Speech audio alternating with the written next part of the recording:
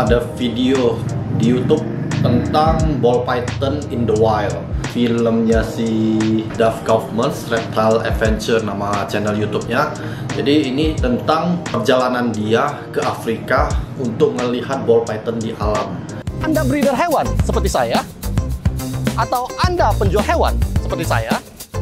Anda mau hewan jualan Anda laku seperti punya saya? Atau Anda sedang mencari hewan peliharaan dan mau mencari hewan peliharaan yang lengkap dengan harga yang oke? Lapak Satwa tempatnya! Bisa di-download di Apple Store dan Google Play.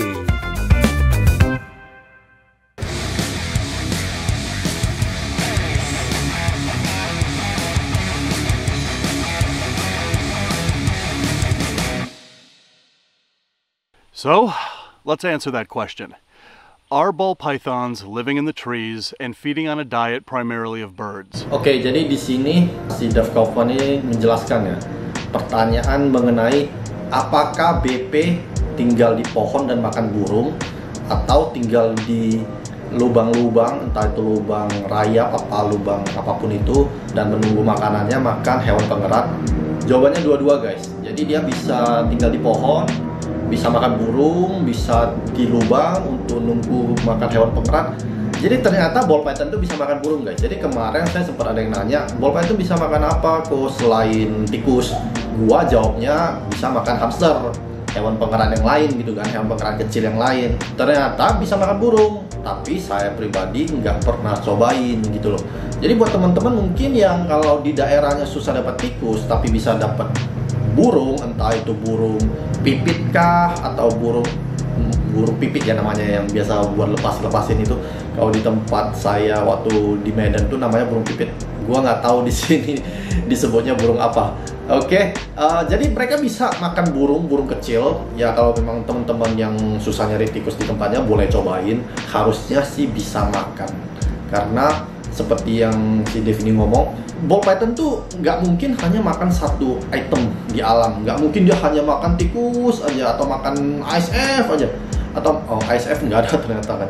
Ya apapun itulah, mereka nggak mungkin cuma makan satu aja. Jadi itu mereka pasti tergantung mereka bisa dapat apa. Jadi kalau di pohon mereka bisa dapat burung, ya mereka makan burung gitu loh. Oke, jadi nah kalau ngomongin soal yang setahu saya ya tentang makan burung, kalau ayam bisa nggak kok?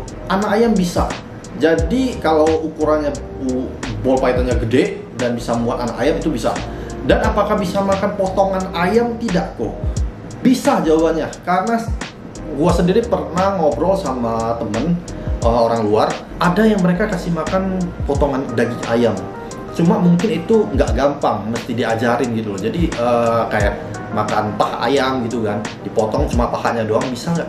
Bisa. Cuma balik lagi ya, itu lebih ke pro dan kontra. Jadi kayak sebagian orang merasa BP itu mesti makan hewan yang utuh. Jadi mereka bisa dapat gizi dari let's say jantung, organ-organ yang lain deh, dari usus, dari otak mungkin. Jadi enggak cuma dari daging dan tulang. Nah tapi itu pro dan kontra ya, karena yang kasih makan file ayam pun BP-nya sehat gitu loh. Cuma gue sendiri nggak tahu mereka ngajarinya gimana.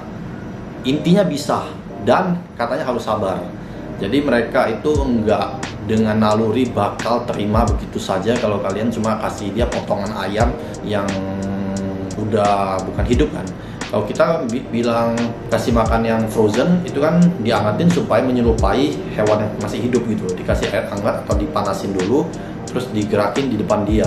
Nah kalau yang file ini nggak tahu ya, ya mungkin dihangatin dulu kali ya. Cuma bisa guys, jadi kalau kalian mau coba silakan, cuma harus sabar ya. Again, 98.6% of our ball pythons descended from the subterranean ball pythons of the sub-Saharan savanna. Oke, di sini si Dave bilang tentang makan burung tadi. Jadi dia bilang itu kebanyakan 98,7% ball python yang dipelihara di rumah kita itu nenek moyangnya dari yang tinggal di lubang, yang kebanyakan tinggal di lubang dan makan hewan pengerat. Bukan yang tinggalnya yang kebanyakan tinggal di pohon. Jadi yang kebanyakan tinggal di pohon itu ternyata di tempat-tempat tertentu gitu guys. Ternyata ada ball python yang kebanyakan mereka tinggalnya di pohon dan kebanyakan itu makan burung daripada hewan pengerat. Cuma yang ada di tempat kita itu nenek moyangnya yang ditangkap dulu awal-awal itu kebanyakan yang ditangkap itu dari lubang-lubang, bukan dari yang di atas pohon. Jadi itu menjelasin kenapa ball python tuh yang kita pelihara itu lebih suka hewan pengerat daripada burung.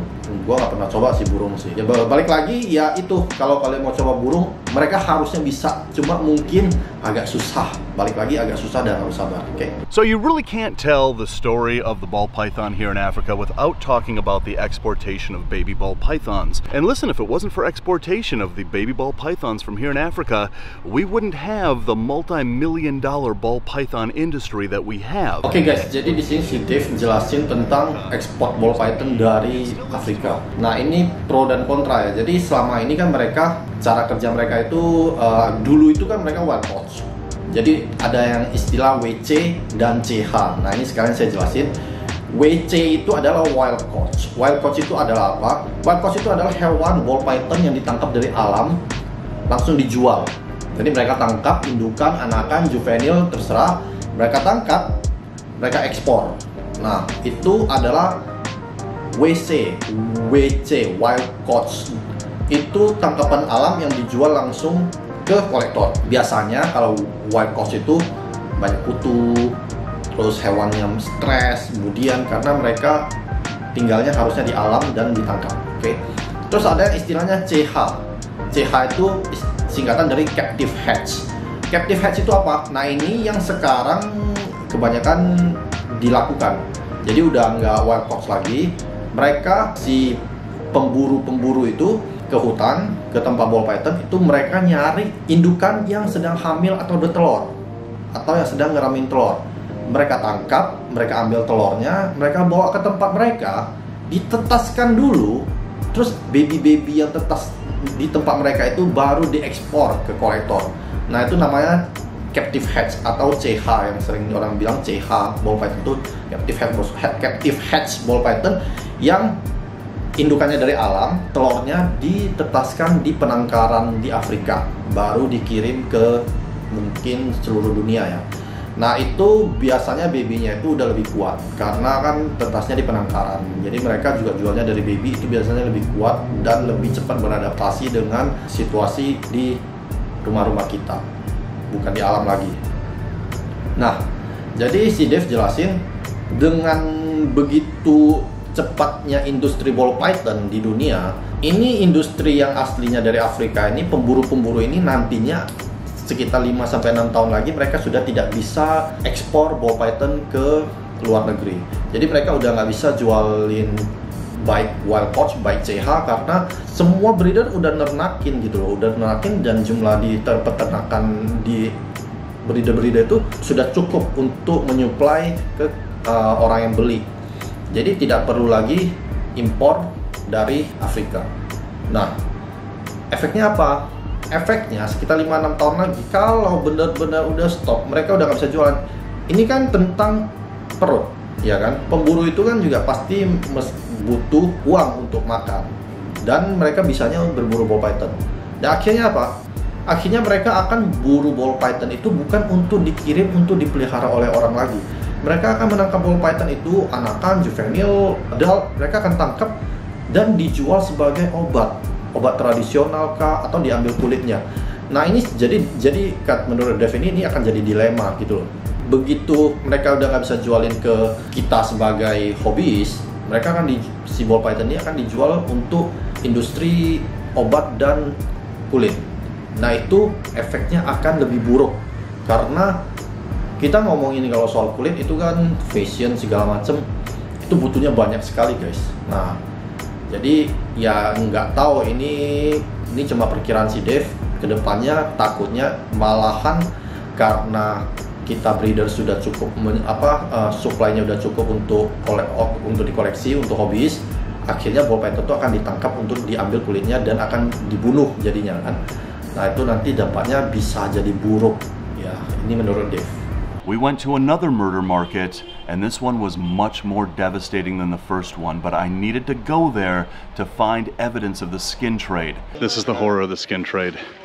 Cheetahs, big cats, all of these. Oke, jadi di sini mereka benar-benar kasih bukti bahwasannya bisnis untuk kulit ular ball python itu bener adanya. Jadi bahkan di pasar tradisional aja, ya pasar tradisional mengerikan sekali ya guys ya.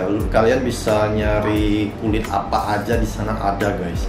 Bahkan armadillo aja ada. Dan mereka nemu kulit ball python. Ya jadi ini bener. Jadi mereka ini yang ditakutin gitu loh. Begitu mereka udah nggak bisa jual ball python sebagai hewan peliharaan, ya mereka akan ngelihat ball python itu cuma buat kulitnya doang, untuk pasar kulit gitu. Ya ini mengerikan sih untuk hewan ball python yang di alam.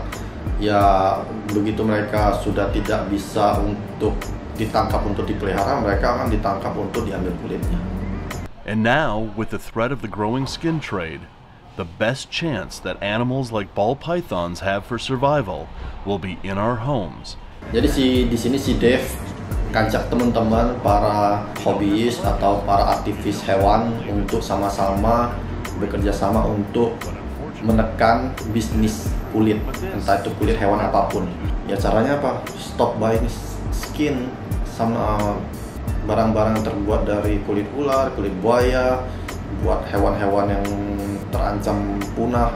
Stop buying that. Dengan begitu kita bisa menekan bisnis kulit hewan. Our third and final country on our West African tour led us into Benin. Oke, jadi sekarang Dave ke kota ketiga perjalanan dia di Afrika, ini ke Benin. Nah, ternyata Benin ini guys adalah tempat di mana mob yang paling banyak ditemukan di alam. Jadi Benin ini di antara kota-kota di Afrika yang lain, mob aneh itu kebanyakan didapatnya dari Benin. Nah, nanti ini ada ceritanya, ini seru sekali di Benin ini. Terus dan another fun fact, Benin ini adalah tempat pertama ditemukannya voodoo guys. Nah, jadi ini ada kuil ball python guys di Benin. Nah, jadi ini kuil ini udah 800 tahun umurnya, dan ceritanya dulu ada seorang cewek yang lari dari musuhnya dan diselamatkan oleh ball python. Makanya dibangunlah kuil ini, dan mereka sangat menghormati ball python gitu karena menganggap pernah menyelamatkan orang. Here, the difference between this temple and the others, it's the pythons. This temple is 8 centuries old. Yes. You can go to prison for that. You can go to prison, but the first thing you'll have, it's spiritual. It's the bad things. It's like punishment. This is a village where you can actually go to prison for killing a ball python. Oke guys, jadi di desa ini apabila ada orang yang membunuh ball python bisa masuk penjara guys. Oke, jadi itu di desa bener-bener menghormati ball python, mendewakan ball python. Jadi mereka menyembah ball python. Hanya di desa ini doang, kalau kalian bunuh ball python kalian bisa masuk penjara guys. Oke, dan tentang kuil ini ya, tentang kuil ball python ini. Jadi kuil ball python ini tempat orang menyembah ball python. Jadi mereka bisa boleh meminta permintaan-permintaan yang baik. Kalau mereka meminta permintaan yang buruk, entah itu menyalahkan orang lain, itu bisa kembali ke diri sendiri. Dan katanya kalau punya ball python di rumah, menurut mereka orang yang di sini punya ada ball python di rumah itu adalah berkah, blessing katanya, adalah keberuntungan. Jadi ya banyak-banyaklah pelihara ball python di rumah supaya Anda semakin beruntung.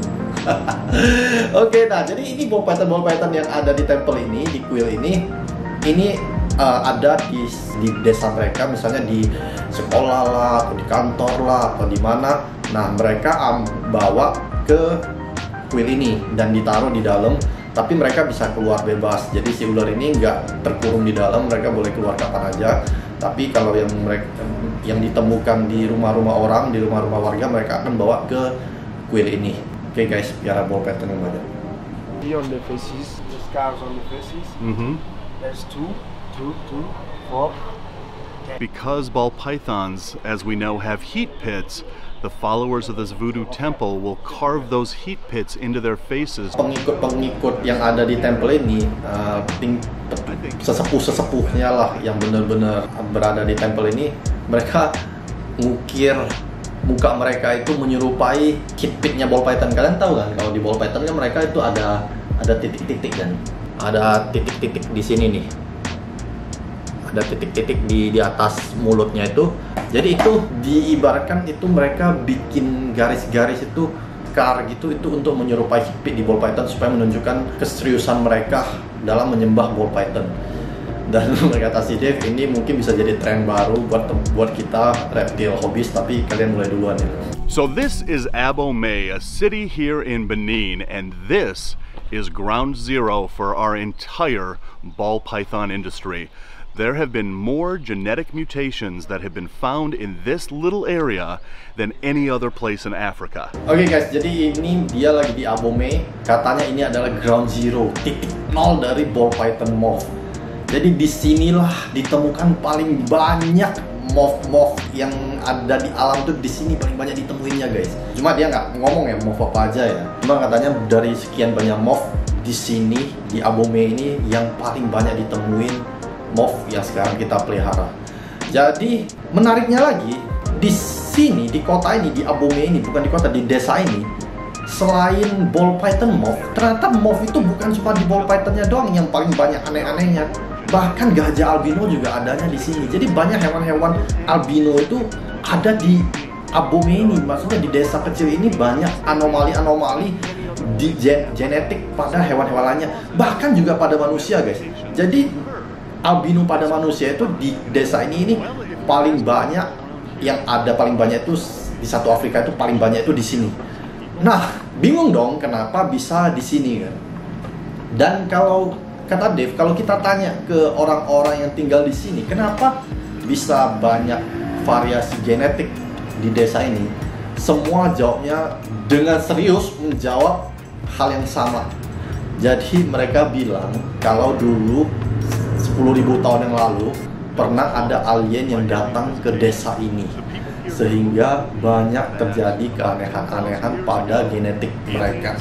Ya, terserah kalian balik mau percaya atau enggak. Jadi kalau ditanya kenapa, pasti sering bertanya-tanya kan, kenapa ball python itu begitu banyak moth? Jawabannya adalah karena alien guys. Oke, karena alien. Believe it or not. For all you guys out there wondering about the Volta, the giant ball pythons, here it is. So just to illustrate how big these Volta ball pythons are, look at this. I'm 6.5 feet tall, and this guy is all of 6 feet. Selain moth aneh, ternyata di Benin ini juga ditemukannya Volta ball python. Kalian tahu nggak Volta ball python itu? Volta ball python itu memang udah ada dari dulu sih. Pas zaman gua pertama main ball python juga gua udah pernah dengar tentang Volta ball python ini. Jadi Volta ball python ini adalah ball python giant. Ball python yang ukurannya gede, lebih besar daripada rata-rata. Nah ini Volta ini bisa panjangnya lebih dari 1,5 meter. Kita kan tahu rata-rata ball python itu 1,5 meter. Jadi mereka itu bisa 2 meter guys, 2 meter bahkan lebih. Dan gede banget. Biasanya dulu waktu pertama gua mengenal ball python tuh katanya kalau Volta ball python ini gede, jadi telurnya banyak gitu. Cuma ya nggak tahu juga ya. Ya mungkin bener juga sih. Cuma mereka dulu itu mereka seleksi pengen punya Volta itu supaya telurnya banyak. Tapi ya gua sendiri juga pernah punya giant ball python, tapi sekarang nggak ada, udah saya jual. Itu memang gede banget guys. Dan sekarang moth saya ada juga yang gede-gede. Biarpun gua nggak tahu ya, mungkin nenek moyangnya juga ada keturunan Volta ball python atau enggak, tapi gede-gede juga, lebih gede daripada rata-rata. Dan Volta ball python tuh yang aneh juga temunya di sini guys, di Benin. Gila sih. Look at this ground here in Benin. That is hard packed like our southwest deserts. There is no burrows that I see here. Oke guys, jadi ini mereka lagi cari ball python di Benin, di kota terakhir, di kota ketiga. Dan di sini tuh agak beda. Jadi tanahnya itu keras. Jadi mereka nggak bisa asal gali. Beda dengan di kota-kota sebelumnya. Di sini mereka caranya itu dengan waktu. Mereka nyarinya itu pas lagi sore-sore. Jadi si Dave ini tanya ke pemburu-pemburu apa sih yang sebenarnya ball python tuh lakuin ketika malam, dan katanya jawaban mereka tuh semua sama, di semua kota itu sama. Jadi ball ball python itu akan keluar pada saat sore dan hanya ada di luar itu sekitar beberapa jam sebelum mereka kembali ke dalam gua mereka itu pada saat malam. Oke, jadi selama ini gua pikir mereka nocturnal ya, keluar pada malam hari, tapi ternyata tidak. Si ball python itu ternyata memang mageran hewannya. Keluar hanya beberapa jam, habis itu udah tidur lagi, masuk ke dalam lubang, istirahat lagi. Terus katanya pagi keluar sebentar lagi, habis itu sebelum siang masuk lagi. Jadi ini mereka sekarang lagi sore, mereka lagi mau nyari ball python yang mungkin berkeliaran di luar dan semoga katanya mereka bisa dapat. Python, python, python! Oh my God! Look at this! Come here. Look at this snake! That is not a normal ball python. Oke guys, jadi mereka akhirnya dapat ya ball python di Benin. Dan ternyata benar aja guys, gila guys. Ball python pertama yang mereka temuin di Benin itu beda banget sama normal. Itu bagus banget. Belakangnya stripe, terus motif hitamnya tebel. Ya ini nggak kelihatan seperti normal pada umumnya dan ya ini dinker guys. Ini kalau dipelihara ya tinggal dibuktiin anaknya nurun nggak warnanya kayak gini. Ya ini bisa jadi genetik, bisa jadi bukan. Dan seperti yang gue udah pernah cerita sebelumnya, ball python beginilah yang ditemukan di alam dan kemudian di proving sama kita sebagai breeder. Apakah ini morph baru ataukah bukan? Ini seru banget guys. Di Benin, di Abomey ini baru BP pertama guys. Bayangin, baru ball python pertama mereka udah dapet yang aneh, yang beda dari kota-kota sebelumnya. Dan ya berarti bener guys, di cerita-cerita mereka tentang di sini ini paling banyak ditemuin morph pada ball python tuh mungkin bener, dan mungkin ya karena alien guys. Ini keren banget sih. Ini yang pertama ini juga bener-bener aneh, bentuknya, warnanya, semua motifnya. Bisa jadi morph baru ini guys, bisa jadi. Oke guys, sekian videonya. Ini video sih keren banget, kalian mesti nonton. Gue di sini cuma review, sekalian kasih komen-komen dari pengetahuan gue buat lengkapin doang. Dan ternyata banyak juga yang gue baru tahu kebenarannya dari video ini. Contohnya kayak ASF, tentang ball python ternyata memang bisa tinggal di pohon, mereka bisa makan burung. Ya ini pelajaran yang gue dapat dari video ini. Jadi ini video memang keren banget. Dan orang harus nonton sih, harus nonton, keren banget. Oke, terus terakhir ada cuplikannya ditulis kalau setiap tahun itu permintaan ball python dari alam itu menurun 150.000 ekor per tahun. Jadi itu tiap tahun menurun dan pada saatnya akan nggak ada. Jadi ya ini bisa jadi hal positif, bisa jadi hal negatif, kita nggak tahu kedepannya gimana. Cuma dengan kalian pelihara ball python, tidaknya kalian udah menyelamatkan spesies itu dari kepunahan. Misalnya kedepannya ternyata terjadi pembantaian massal dari alam untuk diambil kulitnya, ya tapi spesies ini tetap bisa survive, intinya sih seperti itu.